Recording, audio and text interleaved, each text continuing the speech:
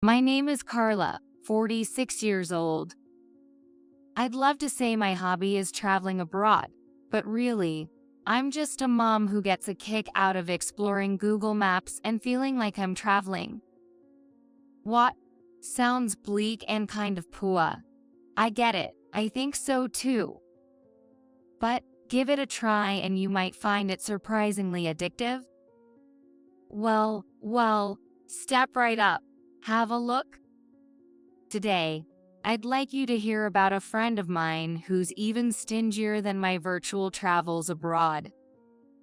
Let's turn back the clock 12 years. Both my husband and I were 34. We were in the prime of our working life, and our daughter, Viola, had just started first grade. Many of the kids in the elementary school came from the same kindergarten, so both the children and the moms continued their relationships with almost the same group of people as before. My daughter is shy, and I honestly find making new acquaintances a bit of a hassle, so having many familiar faces around was something I considered to be a very fortunate environment. But our relationship with the Walker family was a bit different. Michelle Walker, who was in the same class as my daughter, had just moved to our area this spring. Michelle was considered by my daughter to be even more reserved than herself. That was her assessment. Shyness seemed to vanish as she actively reached out and became friends with Michelle, or so I was told. Actually, my interest in her family was minimal. I only heard about Michelle from my daughter when she returned from school, saying things like, "Michelle just moved here," or "she doesn't talk much," so I started the conversation. The Michelle I heard about from my daughter was painted in my mind as somewhat absent-minded.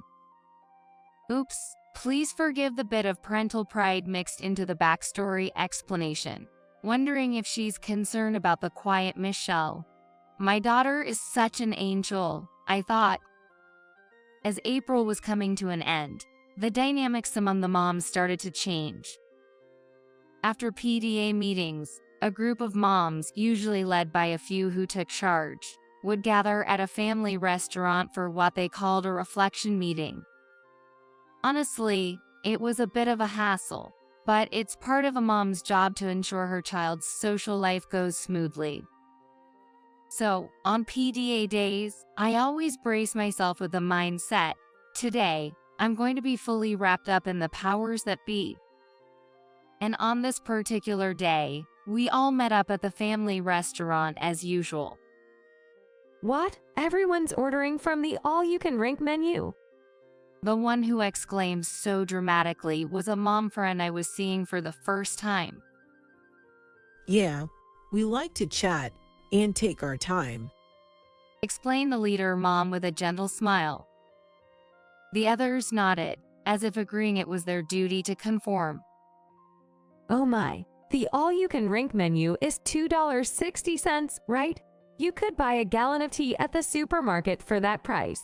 Does anyone want to share a cup?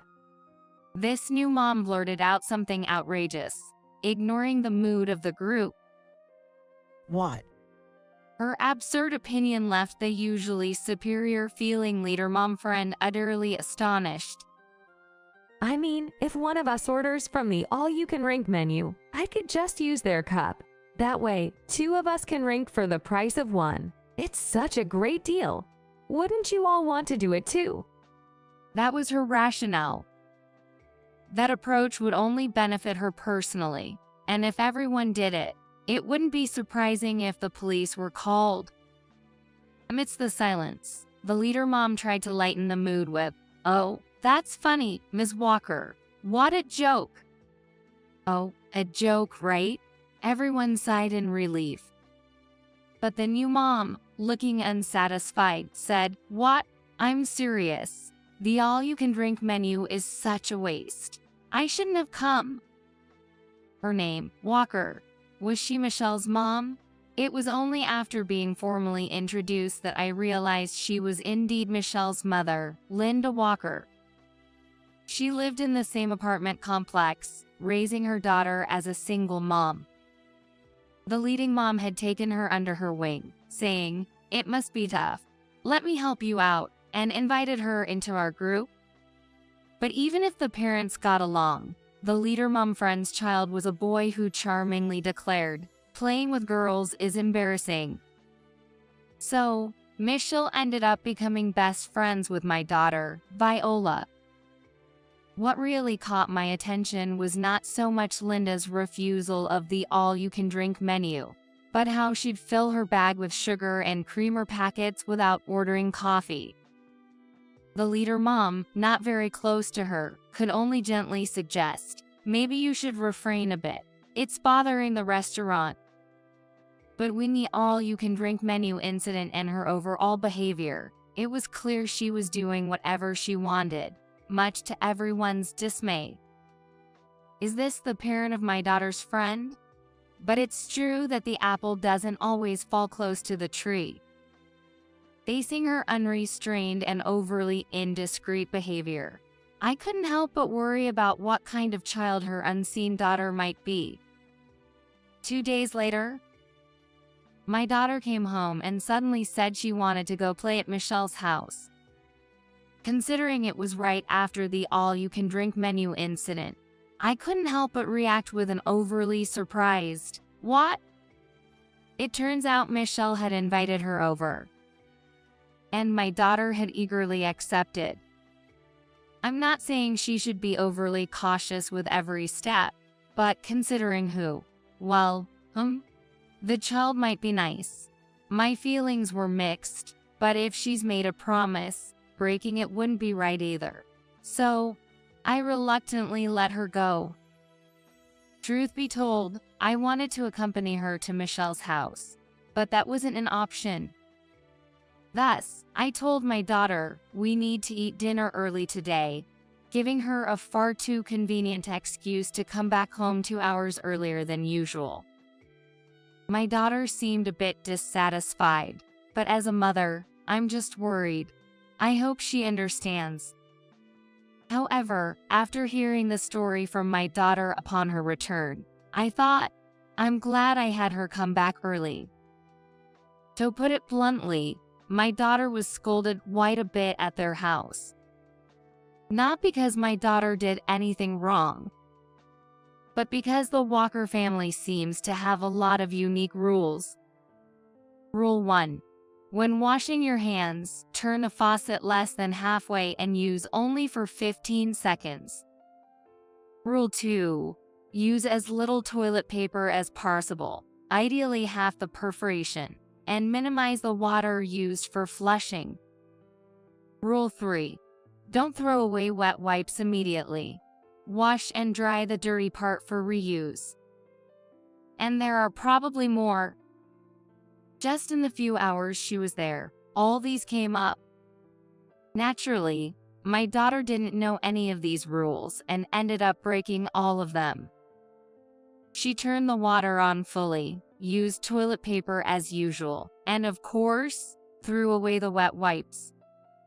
Michelle's mom had to rush over to turn off the tap, check the toilet situation, and retrieve the wet wipes from the trash.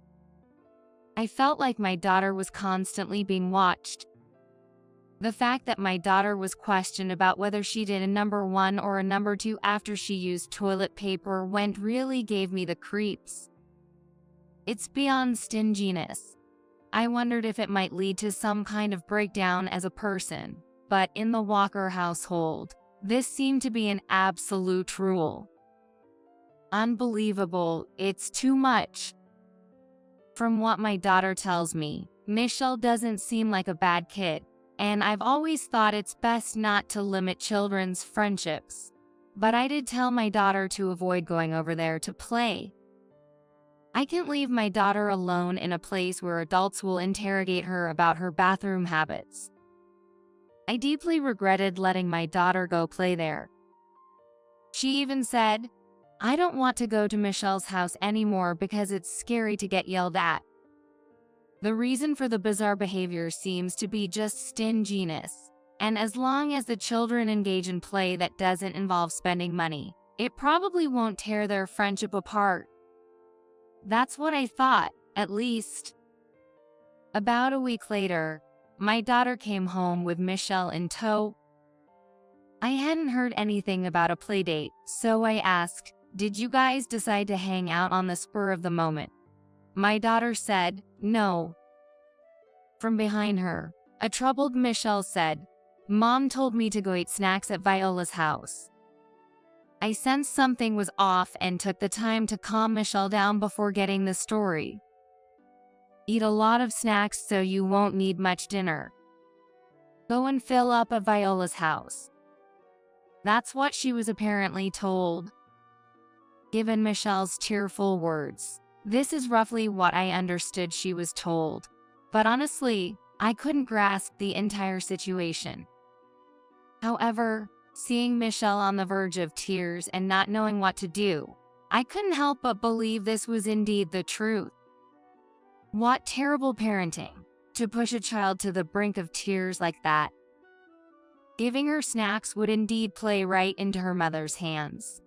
But sending Michelle back home or refusing her would only upset both Michelle and Viola. Kids are surprisingly observant of adults' behavior. It was a moment to offer a smile. "Alright then, let's all cook together today. Come on, both of you, take off your shoes and wash your hands." The moment I said this, both kids' faces lit up with a "yeah." My daughter led Michelle to the washroom, and Michelle followed happily. The kids weren't to blame. Even if it meant falling into the trap, they deserved a day of fun. So, I had a great time cooking various dishes with the kids, and gave the leftovers to Michelle to take home. I know I'm playing right into her hands. But when I see those two kids, my little bit of compassion just bubbles up inside me. For a while after that, Michelle didn't show up at our house. I fell right into her trap. I was bracing myself for a continuation of the pushy, demanding behavior I read about on an online forum before, so it was quite anticlimactic. I wondered what all that fuss was about, until an incident occurred. My daughter brought Michelle and her mother back home from school. It turned out her mother had picked up Michelle from elementary school and followed my daughter home. Recalling her past behavior, it goes without saying I thought, this was definitely planned, wasn't it? As expected, my predictions were accurate. Or rather, the reality was even worse. Although I hadn't said come in yet, she barged in with an oddly high energy, exclaiming, "What a lovely home," and hurried Michelle along with a "Come on, you two, hurry up." Michelle's clearly confused face said it all. I was at a loss but managed a polite welcome. She sat down at the table before anyone else and laughed obnoxiously, saying, "I've always wanted to get closer to Viola's mom. This seems like it's going to be a trouble." Wanting to spare the children any discomfort, I suggested they play in another room. I actually came today because I have a favor to ask. What? Despite never having a one-on-one conversation before, she was unnervingly friendly. I really struggle with this type of person. You know, there's a school sports day coming up, right? I was wondering if you could make our lunchbox too. For free, of course. Excuse me? I was asked for something far more troublesome than I had imagined. Make a lunchbox for free? If you asked a lunchbox shop the same thing, you'd get the cops called on you, not to mention make the news. Lunchbox ingredients can get pretty expensive, right? All the moms went all out with them, even in kindergarten. Now that it's elementary school, I guess just chocolates and snack foods won't cut it, huh? If you think that's not good enough, why not make it yourself? Can't you just help me out here, please? She put her hands together as if praying, then stuck her tongue out jokingly. Oh no, I really can't deal with people who lack common sense. But in front of the kids. Struggling to maintain my composure, I politely declined, saying, "I'm already swamped with making our own," and managed to dodge her persistent pleas of "can't you do something about it?" somehow sending her away. Having firmly declined, I assumed she would end up bringing chocolates and snack foods to the sports day. But then, she started showing up at our house every day, asking me to make their sports day lunchbox. I heard she's a single mom, but doesn't she work? I prefer to ignore her, but she always comes by after school with my daughter, making it hard to avoid her. Yelling in front of the kids isn't very adult-like. I could tell the kids to say "don't follow us," but words from children aren't likely to have an effect on an adult who's this far off the rails. Considering all possible scenarios, I had to be cautious in dealing with her. I even discussed it with my husband, and we were on the same page. We hardly knew anything about her, literally at a loss for what to do. Her daily visits boiled down to a relentless "please make the lunchbox for me." After nearly 2 weeks of this repetition, the mental exhaustion started to build up, and I decided to just bite the bullet and make the lunchbox. Maybe I should just make the lunchbox for her. So, on the third day after 2 weeks, I said, "If you insist, if it's okay to have the same menu as my family, I'll see what I can do. Just bring the container, please." She was overjoyed, saying, "Got it. I have the container, so I'll bring that. Make it really fancy, okay? It's our first elementary school sports day," and she was visibly excited. "Look forward to it. I'll put in some effort.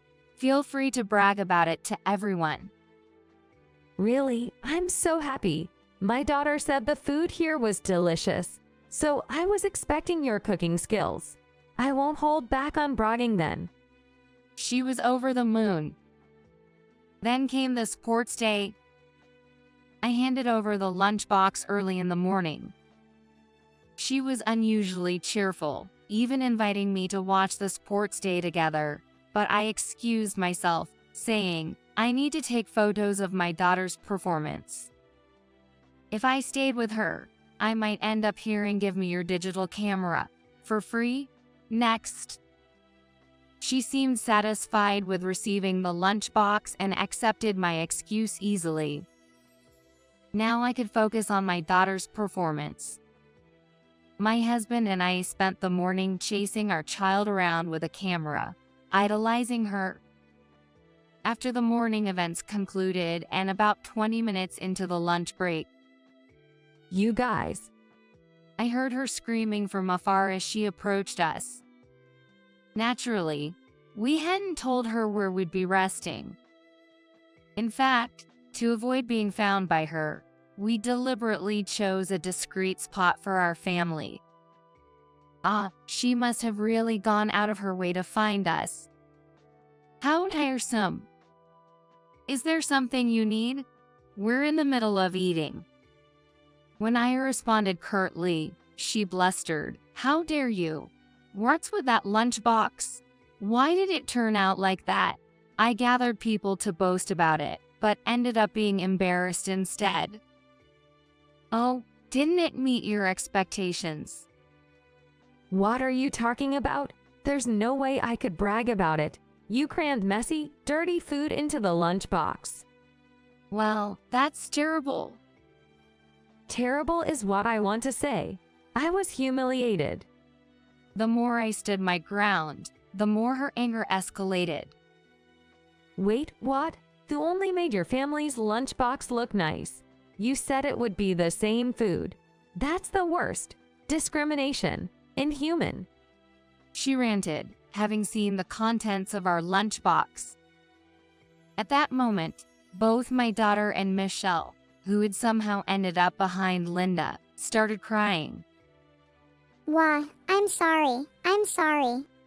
Her outcry left the woman flustered.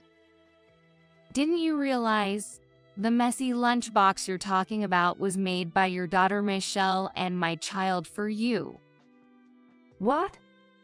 Yes, since we had to make the lunchbox, I told my daughter and we invited Michelle over the day before the sports day to prepare it together.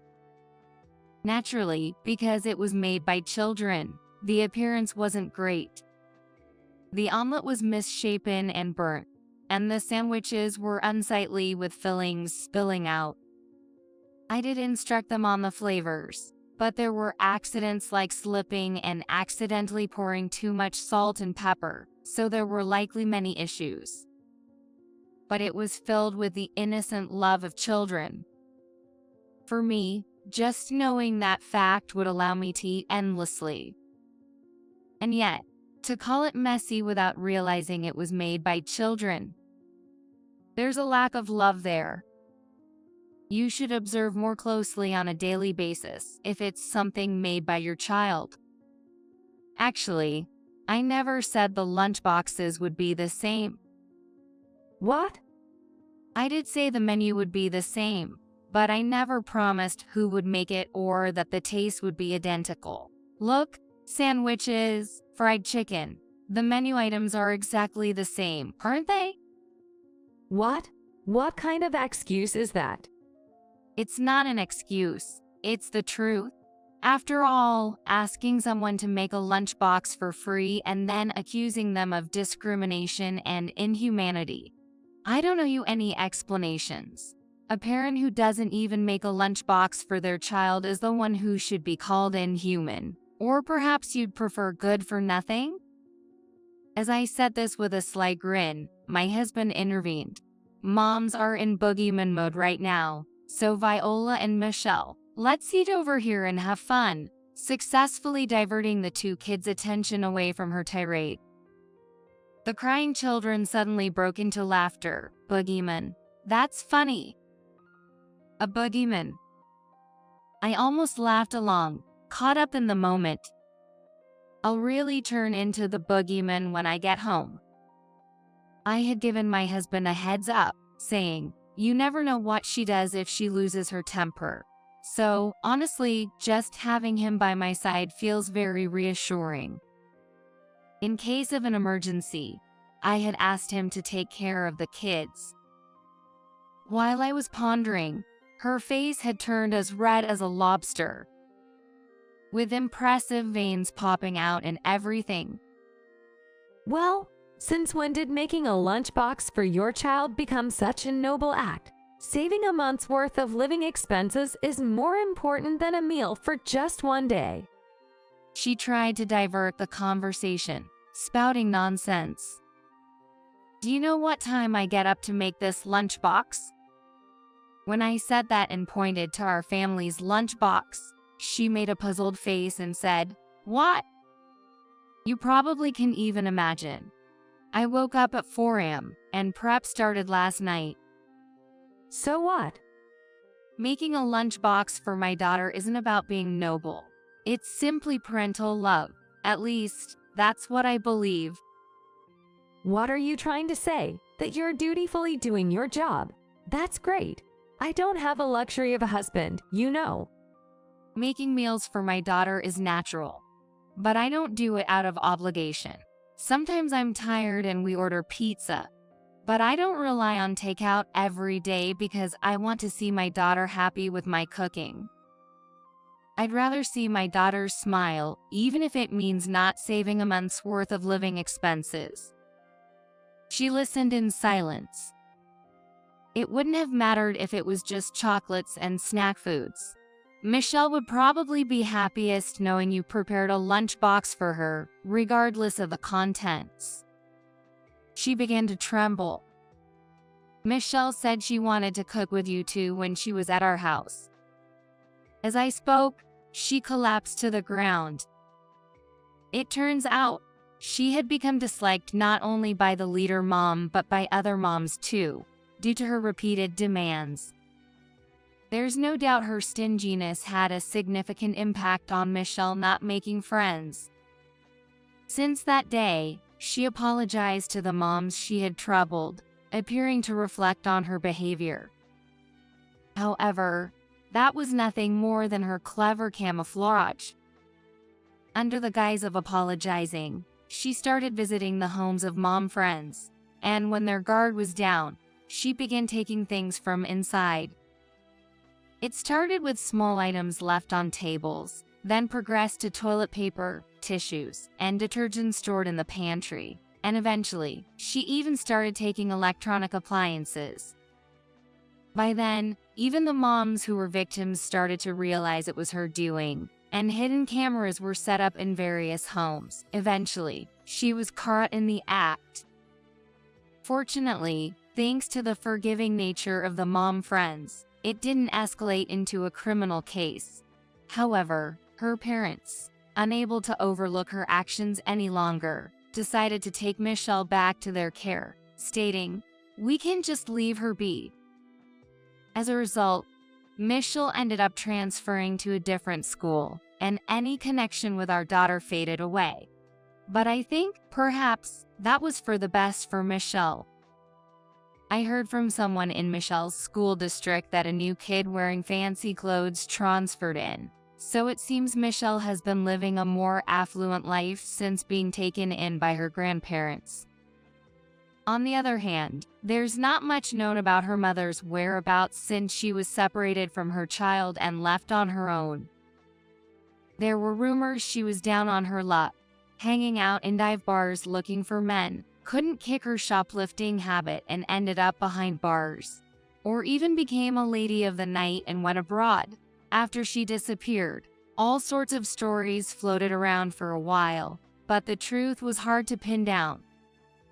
Since then, we've had another child, and now there are 4 of us living together.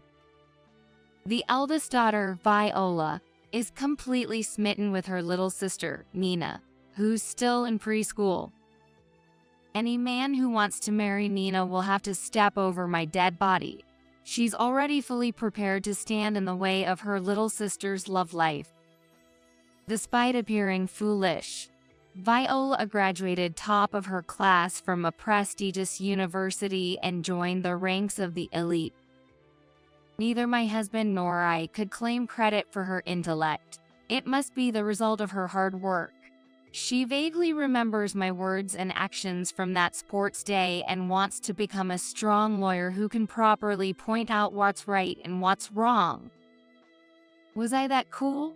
Well, I remain pretty ordinary, but I want to be a strong support for my daughter's future successes from the shadows. Now, off to whip up something special for my food-loving daughters and husband today.